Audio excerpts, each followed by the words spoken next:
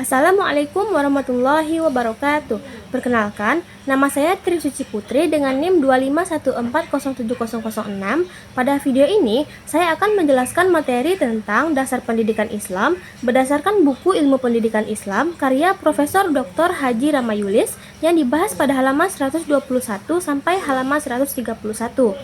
Adapun materi yang akan dibahas meliputi pengertian dasar pendidikan Islam, fungsi dasar pendidikan Islam, dan jenis-jenis dasar pada pendidikan Islam. Baiklah, kita langsung saja masuk ke materi pertama, yaitu pengertian dan fungsi dasar pendidikan Islam. Dasar ialah landasan untuk berdirinya sesuatu, sedangkan fungsi dasar ialah memberikan arah kepada tujuan yang akan dicapai, sekaligus sebagai landasan untuk berdirinya sesuatu. Nah, setiap aktivitas itu membutuhkan dasar agar tujuan yang ingin dicapai itu menjadi jelas. Dasar yang digunakan biasanya mengikuti pandangan hidup dan aturan yang dianut. Karena itu, jika pandangan hidup berbeda, maka dasar dan tujuan aktivitas juga akan berbeda. Setiap negara memiliki dasar pendidikan yang sesuai dengan falsafah hidup bangsanya. Misalnya, pendidikan di Malaysia didasarkan pada rukun negara, sedangkan pendidikan di Indonesia didasarkan pada Pancasila. Pendidikan Islam berbeda karena dasarnya berasal dari falsafah hidup umat Islam, bukan dari falsafah satu negara. Oleh sebab itu, pendidikan Islam dapat diterapkan kapan saja dan di mana saja tanpa dibatasi ruang dan waktu. Selanjutnya adalah jenis dasar pendidikan Islam.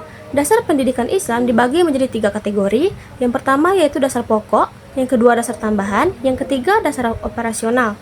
Ketiga dasar ini saling melengkapi agar tujuan pendidikan Islam dapat tercapai dengan baik. Yang pertama yaitu dasar pokok. Dasar pokok adalah sumber utama yang menjadi pedoman dalam pendidikan Islam.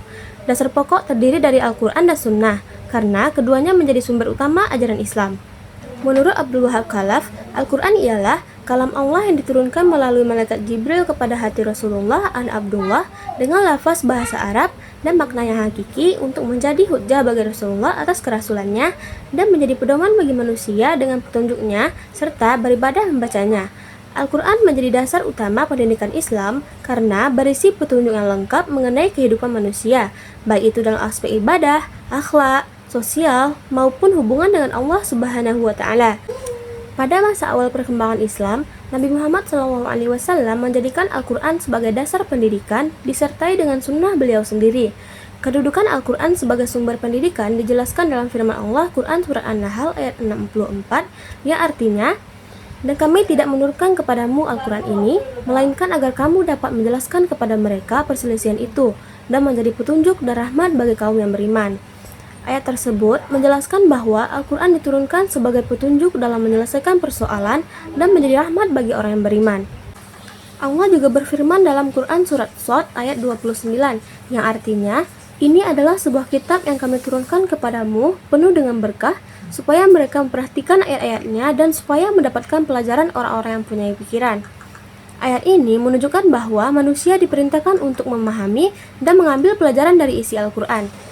Muhammad Fadil Al-Jamali menjelaskan bahwa Al-Quran merupakan sumber besar bagi pembentukan kebudayaan manusia, terutama dalam pendidikan akhlak, kehidupan sosial, dan spiritual.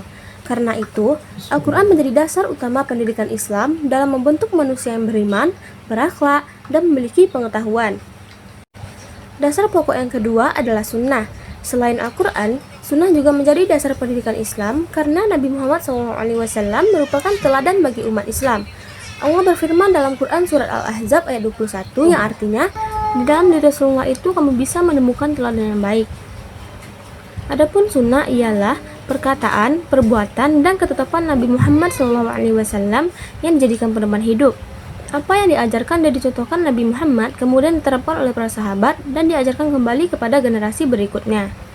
Konsep pendidikan yang dicontohkan Nabi Muhammad SAW antara lain, yang pertama yaitu Islam disampaikan sebagai rahmatan lil alamin atau rahmat bagi seluruh alam.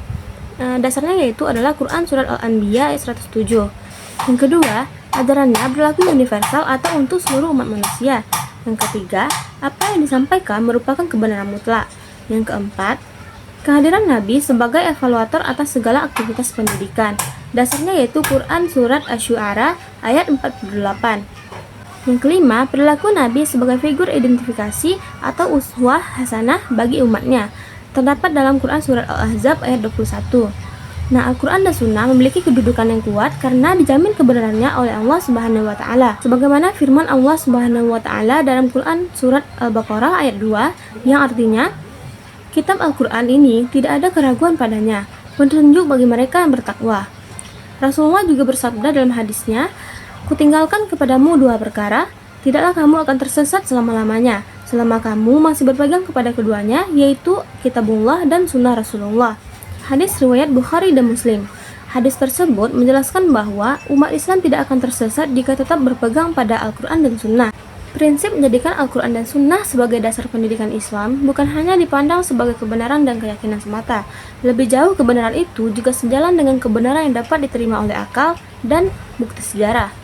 Allah berfirman dalam Quran surah Al-Baqarah ayat 2 yang artinya, kitab Al-Quran ini tidak ada keraguan padanya, petunjuk bagi mereka yang bertakwa. Kebenaran yang dikemukakannya mengandung kebenaran yang hakiki, bukan hanya kebenaran yang spekulatif dan relatif.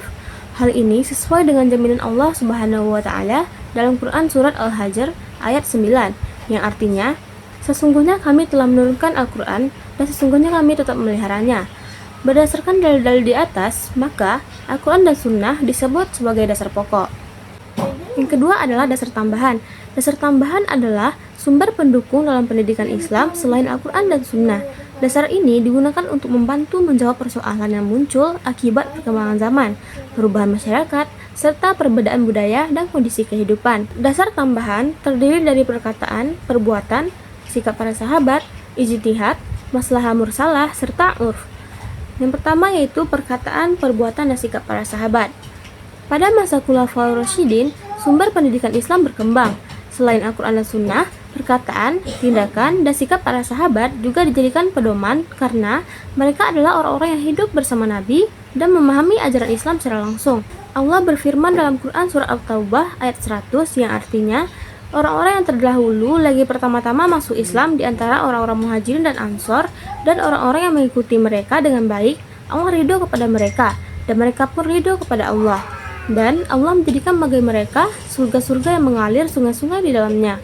Mereka kekal di dalamnya, itulah kemenangan yang besar. Allah juga berfirman dalam Quran surah At-Taubah ayat 119, "Hai orang-orang beriman, bertakwalah kepada Allah dan hendaklah kamu bersama-sama dengan orang yang benar." Ayat tersebut menunjukkan pentingnya mengikuti orang-orang yang benar, termasuk para sahabat Nabi yang memiliki pemahaman kuat terhadap ajaran Islam. Para sejarawan mencatat perkataan sikap sahabat-sahabat tersebut yang dapat dijadikan sebagai dasar pendidikan Islam, di antaranya yaitu 1. Setelah Abu Bakar dibaiat menjadi khalifah, ia mengucapkan pidato yang berbunyi, "Hai manusia, saya telah diangkat untuk mengendalikan urusanmu, padahal aku bukan orang terbaik di antara kamu. Jika aku menjalankan tugasku dengan baik, ikutilah aku, tetapi jika aku berbuat salah, betulkanlah aku," dan seterusnya. Pidato tersebut mengandung nilai pendidikan seperti kejujuran, tanggung jawab, keterbukaan menerima kritik, keadilan, dan kepemimpinan yang amanah. Selanjutnya adalah Umar bin Khattab. Umar bin Khattab. Yang kedua adalah Umar bin Khattab. Umar bin Khattab dikenal sebagai sosok yang jujur, adil, tegas, cakap, dan memiliki jiwa demokratis. Sikap-sikap tersebut penting dimiliki oleh seorang pendidik karena dapat menjadi contoh yang baik bagi peserta didik. Muhammad Salisama menjelaskan bahwa keteladanan guru, tanggung jawab terhadap tugas, akhlak yang baik, dan kepercayaan terhadap pekerjaan sangat berpengaruh dalam mencapai tujuan pendidikan.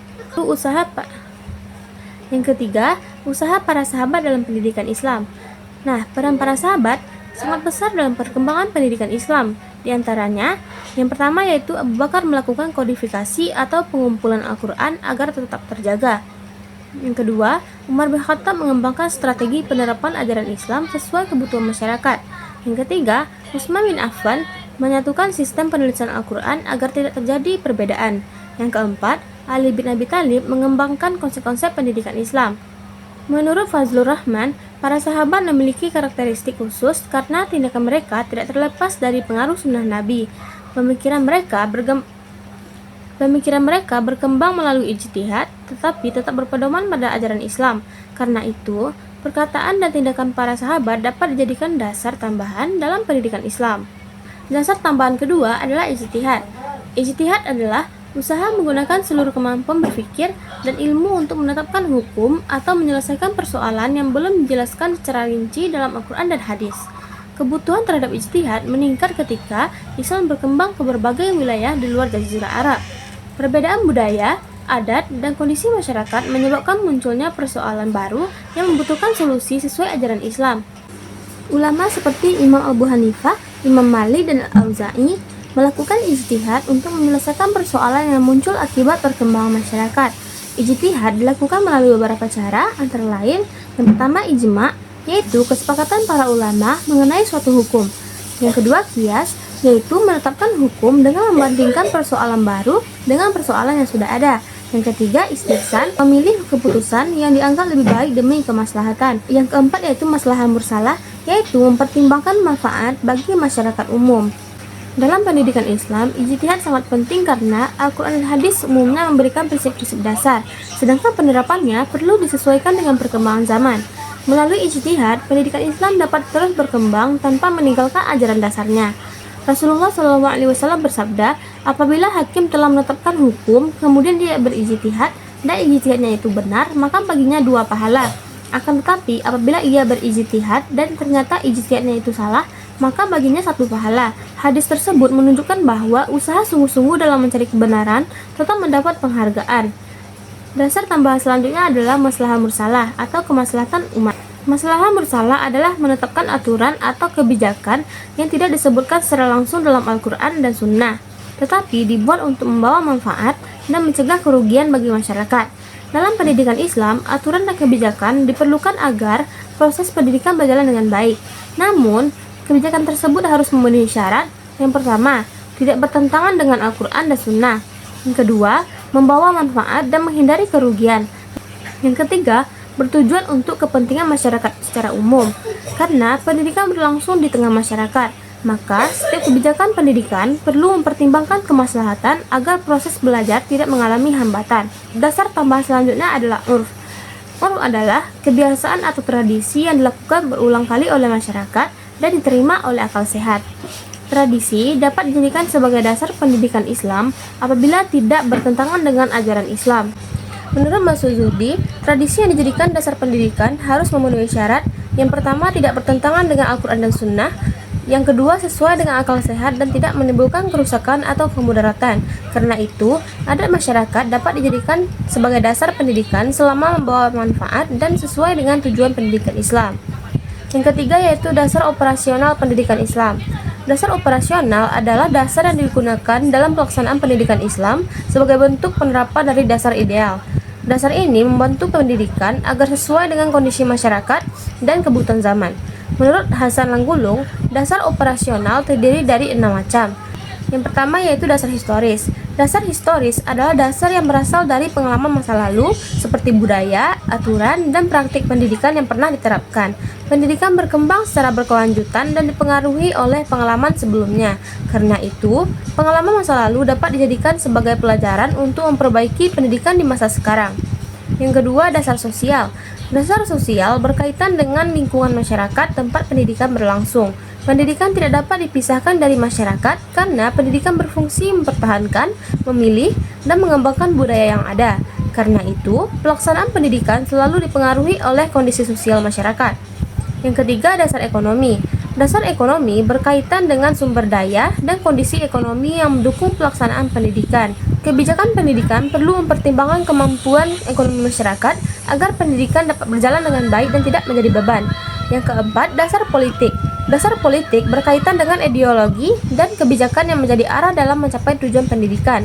Pelaksanaan pendidikan biasanya dipengaruhi oleh sistem atau pandangan yang diadopsi masyarakat atau negara. Yang kelima, dasar psikologis. Dasar psikologis berkaitan dengan kondisi peserta didik dan pendidik, termasuk karakter, kemampuan belajar, cara penilaian, dan bimbingan. Pemahaman terhadap kondisi psikologis membantu proses pendidikan berjalan lebih efektif sehingga tujuan pembelajaran lebih mudah tercapai. Yang keenam, dasar fisiologis. Dasar fisiologis berkaitan dengan kemampuan memilih, mengontrol, dan menentukan arah pelaksanaan pendidikan. Dasar ini membantu memilih langkah terbaik agar sistem pendidikan dapat berjalan sesuai tujuan yang diinginkan. Berdasarkan pembahasan, dasar pendidikan adalah landasan yang menjadi pedoman dalam mencapai tujuan pendidikan sesuai ajaran Islam. Dasar pendidikan Islam terdiri dari 3 dasar, yaitu dasar pokok, yaitu Al-Quran dan Sunnah, dasar tambahan yang terdiri dari sahabat, ijtihad, maslahah musalah, dan urf, serta dasar operasional yang mendukung pelaksanaan pendidikan. Ketiga dasar tersebut saling melengkapi agar pendidikan Islam dapat berkembang sesuai ajaran Islam dan kebutuhan masyarakat. Demikian penjelasan mengenai dasar pendidikan Islam berdasarkan buku Ilmu Pendidikan Islam karya Profesor Dr. Haji Ramayulis. Saya mohon maaf apabila terdapat kekurangan dalam penyampaian materi. Terima kasih atas perhatiannya. Wassalamualaikum warahmatullahi wabarakatuh.